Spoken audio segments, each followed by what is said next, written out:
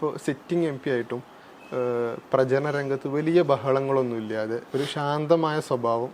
ഇപ്പോൾ 3 മുന്നണികളാണെങ്കിലും ഇപ്പോൾ LDF സ്ഥാനാർത്ഥി തെരഞ്ഞെടുപ്പ് ദിവസം മാധ്യമങ്ങളോട് പറഞ്ഞത് 3 പ്രധാന മുന്നണികളുടെ സ്ഥാനാർത്ഥികളും ഒരു പരസ്പര ബഹുമാനത്തോടെയാണ് ഈ തെരഞ്ഞെടുപ്പ് ദിവസങ്ങളെ സമീപിച്ചത് എന്നായിരുന്നു. LDF സ്ഥാനാർത്ഥിയല്ല, ഞങ്ങളുടെ ഒരു പ്രഖ്യാപിത നയമായിരുന്നു. തെരഞ്ഞെടുപ്പിൽ ഇടതുപക്ഷ ജനാധിപത്യ മുന്നണിയുടെ സ്ഥാനാർത്ഥിയെ പ്രഖ്യാപിച്ച ആ ദിവസം അതൊരു സ്ത്രീയാണ് എന്ന് പറഞ്ഞ സമയം മുതൽ ഞങ്ങൾ വളരെ കൃത്യമായി ഞങ്ങളുടെ 14 ബ്ലോക്കുകളിൽ ക്യാമ്പ് നടക്കുന്ന സമയമായിരുന്നു.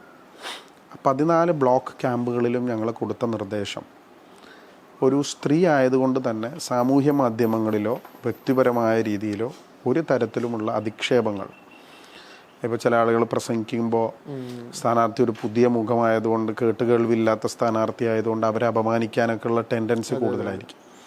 അപ്പോൾ അതൊരു കാരണവശാലും അങ്ങനെ ഒരു സംഭവിക്കരുതെന്ന് എനിക്ക് ആസ് ആൻ ഒപ്പോണൻറ്റ് കാൻഡിഡേറ്റ് നിർബന്ധമുണ്ടായിരുന്നു. 2, പൊളിറ്റിക്കൽ കൾച്ചർ എറണാകുളത്തിൻ്റെ വ്യത്യസ്തമാണ്. ഒരു അക്രമത്തിൻ്റെ സ്വഭാവമോ വ്യക്തി അധിക്ഷേപത്തിൻ്റെ സ്വഭാവമോ അങ്ങനെ ജനങ്ങളും ആ രീതിയിൽ ചിന്തിക്കുന്ന ആളുകളാണ്. അക്രമം ഉണ്ടാകുന്ന ആളുകൾ അല്ലെങ്കിൽ ബൂത്ത് ക്യാപ്ചർ ചെയ്യുന്ന ആളുകളെ സപ്പോർട്ട് ചെയ്യുന്ന ഒരു കമ്മ്യൂണിറ്റി അല്ല എറണാകുളത്തുള്ളത്. മറ്റൊന്ന്, ഇടതുപക്ഷം പിന്നെയും പല സ്ഥലങ്ങളിലും MP എന്നുള്ള രീതിയിൽ എൻ്റെ പ്രവർത്തനങ്ങളെയും വ്യക്തിപരമായും ഒക്കെ പല സ്ഥലങ്ങളിലും വിമർശിച്ചിട്ടുണ്ട്.